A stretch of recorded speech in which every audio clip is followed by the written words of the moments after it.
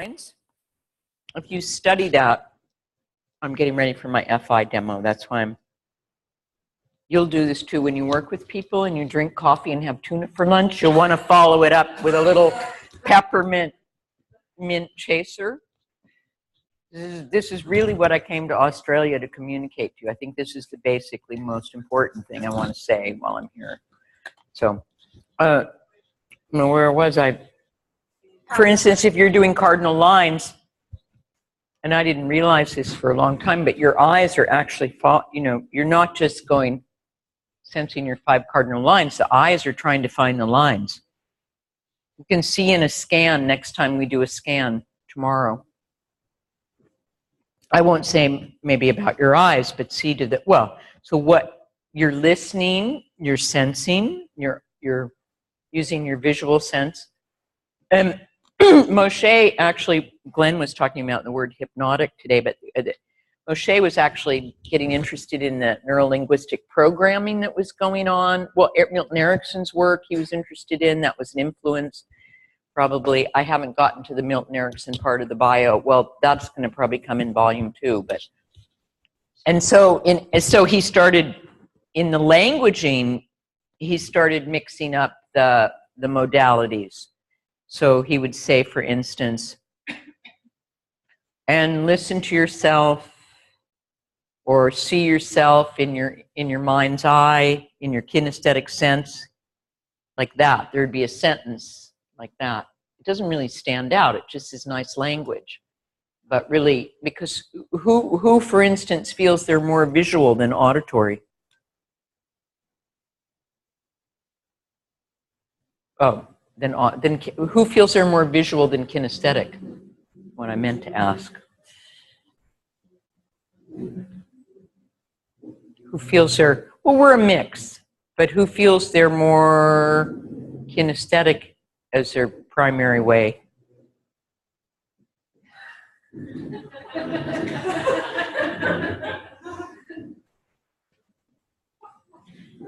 It's been an hour and 10 minutes since you've showed us yourself.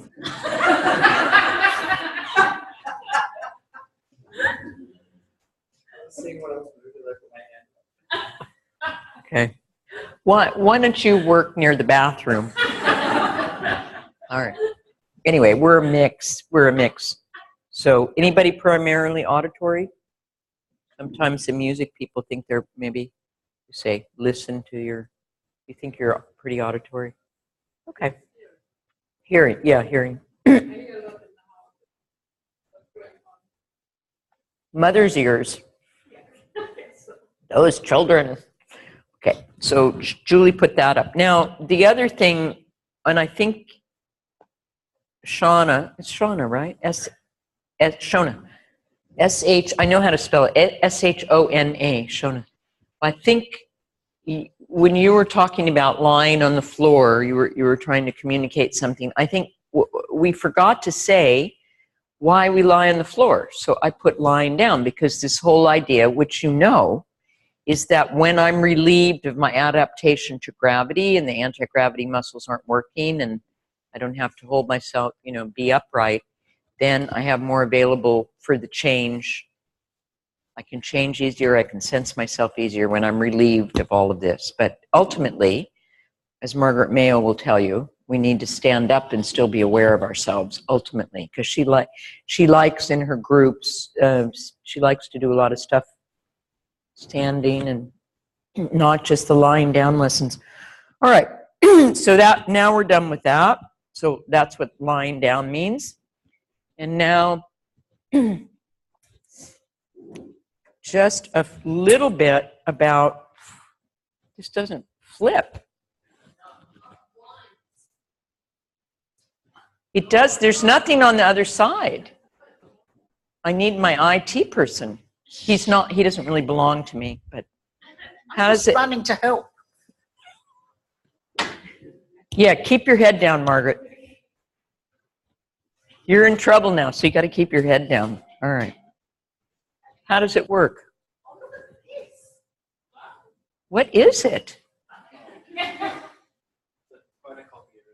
Oh, are you kidding? Oh my God, this is amazing. Oh my God. I could have been writing on this whiteboard all day long.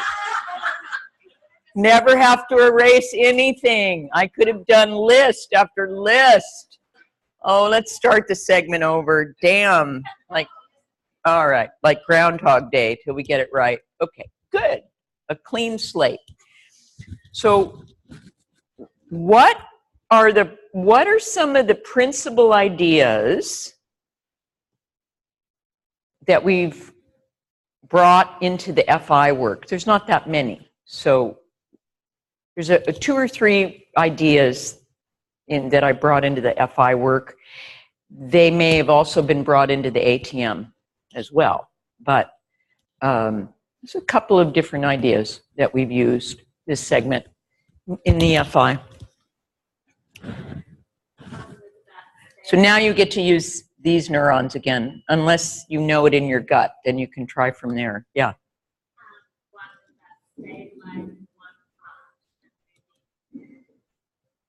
Fixing, and there's more to it. Can somebody add to what Shona's saying?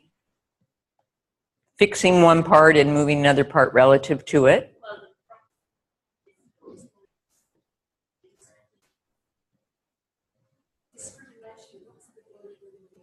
Yeah, that's another idea, Margaret, but we're not there quite yet. We're not quite there yet. Be patient with us. All right, so this proximal distal thing. I want you to hit me with your voice. Towards the center and away from the center, it's again proximal and distal. So we're fixing proximal and moving distal, but yeah, bringing towards the center and taking away from the center. That's another idea. Scapula. Yeah. I mean, that's, well, it's related. Okay. Okay. Probably the wrong words, but transferring force, sort of, not force, force is the wrong word, but transference of movement through the body. That one part moves another part, and they all belong together. Okay, involving more of the entire self. Some people call that, I don't know whether, the skeletal linkages or the connections through the skeleton is more, sounds like more what you're talking about. Okay. Okay, before you go on to what I think I know you're going to say, so we call it, one idea that we had in ATM and in FI, we call it a proximal distal reversal. And we did both. We fixed the proximal and moved the distal relative to it, and then we fixed the distal and moved the proximal relative to it, right? And one thing I want to say about that before I forget is it's harder to do it in movement, but we do it in movement. So for instance, if I want to put my arm behind me, look what I do. I take my shoulder forward and I put my arm back. If I want to take my arm in front of me, yeah, I don't have to be the only one moving, yeah. If I want to take the arm in front, and we learned this last week, that I take the shoulder blade backward. Here, to lift the arm, I take the shoulder blade backward, right? Or if I want to take my arm to the right, the shoulder goes to the left. If I want to do, so it's part of everyday movement. We just don't think of it because we don't have that kind of image of ourselves, that the proximal is going one way, the distal is going the other way. So what I would propose for homework for you, in addition to whatever Julie's going to propose, is that you go back to a lesson that Stephanie taught, which is actually a lesson from Esalen. It's Esalen number 22, and it's called Movement of the Left Shoulder. So do you remember, did everybody do that with Stephanie? Did she? Oh, okay. Remember what I said last week? Those who know, tell the others. I don't know how you're, all right. Well, where are you, Sydney? Okay. Well, the It's on the knowledge It's online. Okay. So did you call it movement of the left shoulder, or I just was going to start the segment with it, and I heard you'd already done it, so that's why I'm so hyper aware that you've done it, because I wanted to start the segment with it. But at any rate, we did something else instead. So it's a great lesson. It's a one-sided lesson, and it's kind of like all the movements of the shoulder blade, but in relation to the arm, in relation to the ribs, in relation to the pelvis. So for instance, for those of you that didn't do it, or even those of you who did do it, so he has you like go forward with the shoulder and then reaching with the arm, or upward with the shoulder and then reaching with the arm, and feeling the difference in all those different movements. And then I think you end with a shoulder circle, not an arm circle. But at any rate, so if you go back and you do that in your study groups, or look at it and try to think about how it relates to some of the FI we've done, because also there'll be more pelvis and ribs in that ATM. And what we're going to have time to do today, I'm only going to add maybe, I think, one new piece. So go back through that. And if you're interested in studying the work, that would be a good use of your time, and the function of the arm and connecting it to things. Okay, so that's proximal distal. And then, okay, Margaret, you were going to talk about differentiation is the word. Were you looking for the word differentiation? Okay, so this is what I want to put on the board. I'm afraid to ask one of the assistants. I think there's been some kind of rebellion or something. I'm not sure, but I think Lisa feels if she's going to do anything, it's going to be making you something. And, Margaret's just here to publicly humiliate me. Distal proximal reversal. And what was the theoretical neurological theory around distal proximal reversal? Why get so excited about it? Like the brain doesn't quite recognize the action.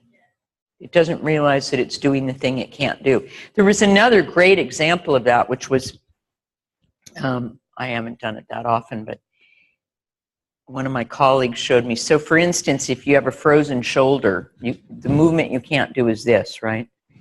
But if you do this,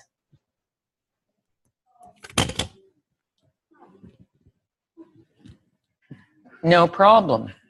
Not much of a problem, right? That would be another example where I fixed the distal and I moved a very big proximal kind of, whoa, that's a big proximal thing I moved. Ow. Oh.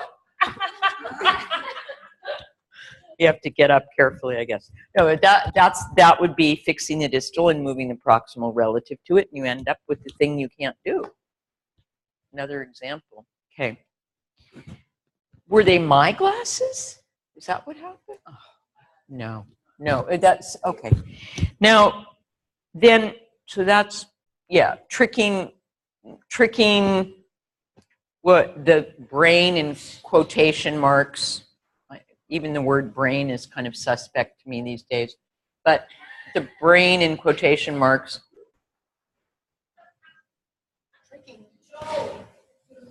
Thanks, Ilan. Tricking habitual associations to movement. How about that? Tricking habitual associations to movement. Wherever those associations lie. Okay. And then the other one is, let's call it differentiation / integration. Did I tell you I did a workshop on that? That was one of my titles. And the only reason people came was because they were going to come anyway, no matter what I called it. So I got people. But the public, I don't know, would the public come to a workshop called differentiation and integration? I really don't know. All right. No? Okay. So that we differentiate the movement of the scapula, clarify the lines, in order to then recombine it with a whole pattern of action. So the integration is a larger action involving the entire self. Even if we don't touch every part in FI, we're thinking of every part pretty much. We may not touch every part, but every part is, you know, when we're working, we've got pretty much the whole person in our image when we're working. So, you know, you look at me giving FI and you see that my hand is on somebody's neck doing something, but actually the message is compression through the spine or into the diaphragm, or you don't know. You can't always, you know, can't always know exactly. So,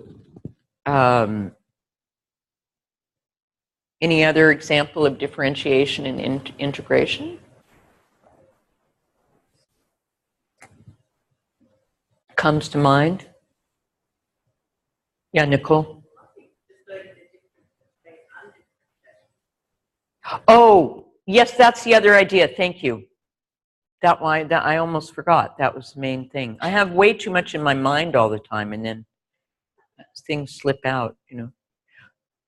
Yeah, so that's the third, that's the other one, differentiation, differentiated and non-differentiated movement. That was a big, big idea. Thank you. That's actually where we need to be. So, and what did I say yesterday about some of the nice things about non-differentiated movement? Well, did you feel, it's not even really what I say is what I say, but if you experience it, then it lands. So did you have any nice experiences of the non-differentiated movement?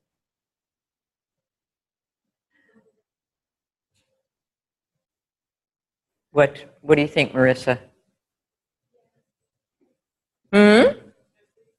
Soothing, comforting. Right. And Moshe said when we, you know, when we have a lot of stress or when we have to cope with a lot of difficulty, the system regresses anyway. It does. It goes back. And so just by going with that non-differentiation, then the person can calm down enough so that when you start doing the other things, they're much more available for it, isn't it? Because the breathing gets easier and they're relieved of some of the muscular work, and so that's a really good principle to remember. And you do it sometimes in ATM. We had a little bit in the head through a gap, not a lot, but where he said, you know, roll like cement, everything together. We had a little moment of that. So differentiated and non-differentiated movement, and that's it. Like these are strategies we use. So you'll see them in ATM and FI, and they were some big strategies we pulled in. And then differentiation and integration. So I think, well, we had a couple of examples with this hips and shoulders. Julie's going to put more elements in next week, but you know, so you know, you have differentiate, and then all of a sudden you bring the head in and you turn around and you look behind you or something. That's an integration, right? Okay, I only want to put one more piece in. Would you like to be the demo? Are you sure? I asked you last time and you didn't want to. Are you sure?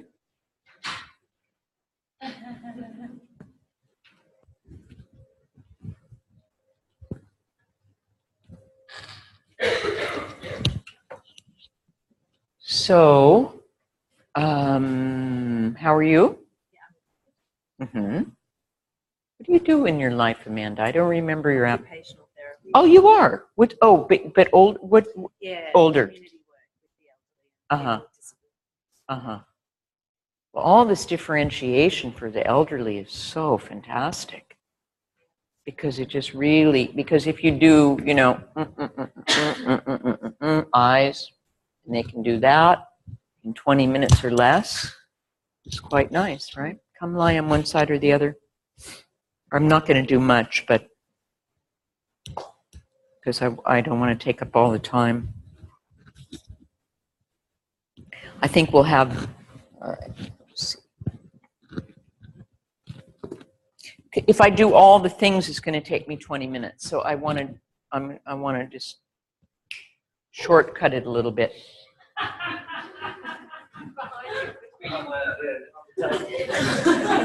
On the table.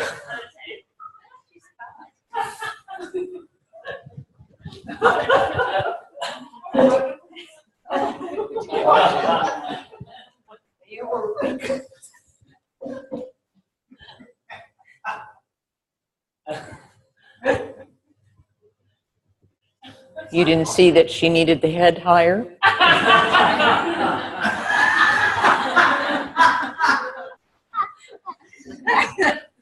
Busy with the stool. You didn't really see what I needed, what Amanda needed. Uh-huh. Okay, lift your head. Okay, come. Oh, Jesus. The Barber of Seville? Oh. You clear about that? Who the Duke is and who the valet is? You got it? All right.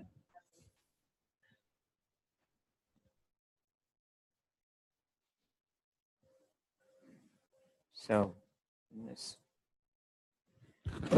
I do it differently every time, I know, but I just want to feel, let's feel Amanda's shoulder a bit forward, back. My hand is longer clavicle here. If I had to just, if I had to just pick one of the variations for her, I think I would pick this one.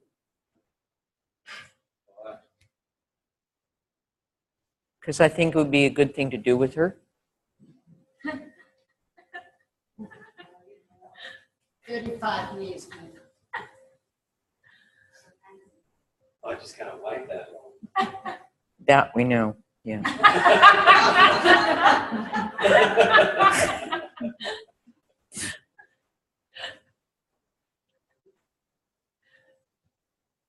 Well, yeah, she wants to come back. Okay. Now, when you do the turning, I don't think we mentioned this yesterday, but the minute the head starts turning, this is going to have to be adjusted anyway, isn't it? Because first of all, you don't want their head falling off the ledge. And also when they're here, they don't, if the head is propped up too high, it actually can't turn. And this came up for many of you yesterday in the practice. So let's see, how is it for Amanda to put her shoulder behind her?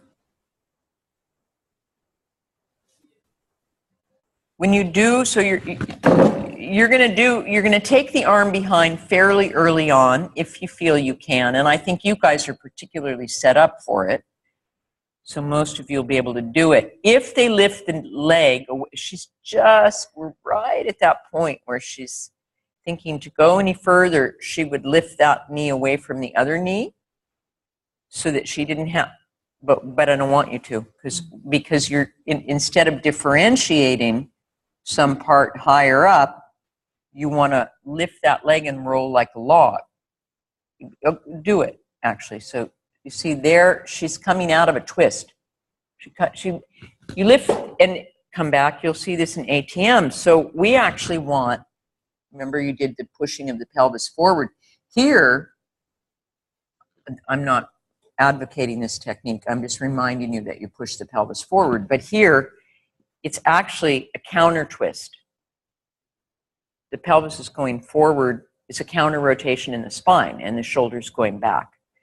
People who don't feel comfortable, who can't find the movement like that, their tendency is, you'd be a good candidate for this because you want to do a big, fast movement, prove you could do it, so you just lift the knee and roll, right? I don't know if you would, but you see what I mean?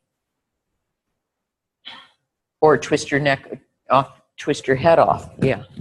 So all these lessons, a lot of these things, you're constrained for a reason so that you don't, but if you do a big movement, it would be to come out of the twist. Okay. Now, you're really a good sport, though, I have to say. But he's reaching his limit. Okay, now, this is the new thing, which is, can I roll her head now with her hand. And again, this is the limit. Bring your knees in and a little bit closer. So, and then here, I'm going to have to. We just have to keep adjusting things and keeping our breathing free and not be afraid that we're, except she's got, this had Velcro on it. Oh my God.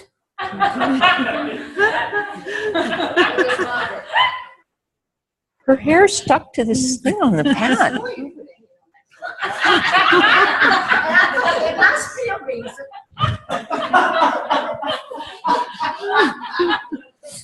I hope you weren't planning on having a nice, peaceful experience up here on the table. I didn't see your earring before. That's very trendy. Wow. My generation doesn't have that. Is it a real diamond? Oh, wow. Amazing. That upped the bar. You thought of that.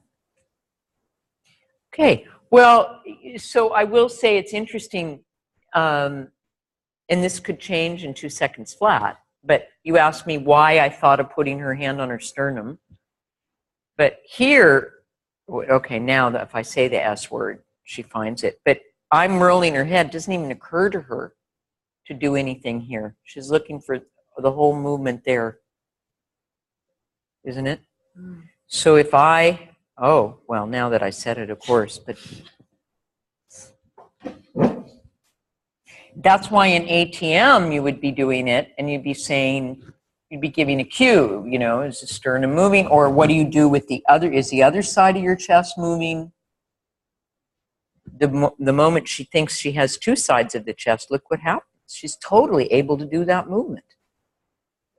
You know, in terms of what's available to her, she's got everything she needs. In terms of her habits of where she looks for it, it's just her habit of where she looks for it. So, and you see, I slow down and you have to look for it, right? Or if I would do this, Amanda, this is just for you. I don't know. Of course, if I show it, they'll do it. But, you know, this is maybe going to be in the ATM on Sunday for those of you that are coming. But if I do this, then what happens? It's not just your arm, is it? Okay. And now, voila. Lovely. So simple, this stuff. Like it? Yeah. Good. You and your diamond. Thank you.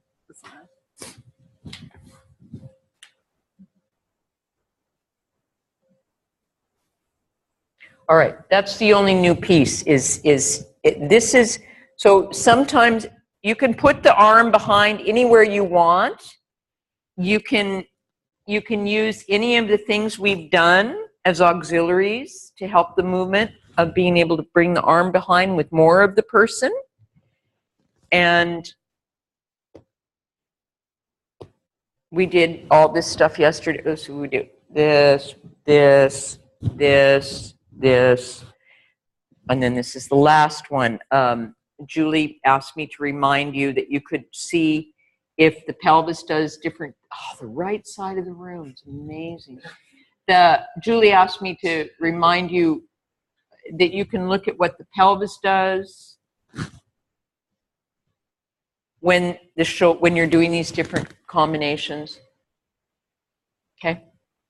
So there is not going to be a right or wrong here. This is experiment number 14, experiment number 8, or whatever. That you go into the laboratory, you have these, you have these elements, or you go into the writer's workshop, you have these words, you're going to combine them in a meaningful way, whatever metaphor you want. So it means you can bring your instinctive part into it. And if you're not worried about being right or wrong, it's much easier to feel something, actually. So, however I felt that this part, I don't know whether I saw it or I felt it, or I go out of words a lot, but it was just whatever you feel, pick an auxiliary to maybe relate to giving them something more functional. Does that work for you? as a 30-minute practice. 30 minutes. 20 minutes on the first side, 10 minutes on the second side.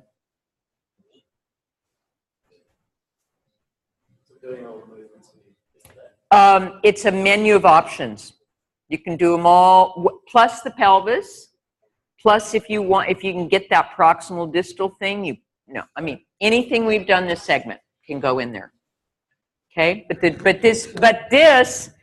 just to tell you, I mean, this then, in order to do this, you need more, right? You need the ability of the arm to be able to move there, which these other ones didn't. So it's a graded, we went from non-differentiated to more differentiated to more, this is more differentiated, okay? Good, have fun, enjoy yourselves. 30 minutes each. I'll call it, I'll tell you when 20 minutes is up.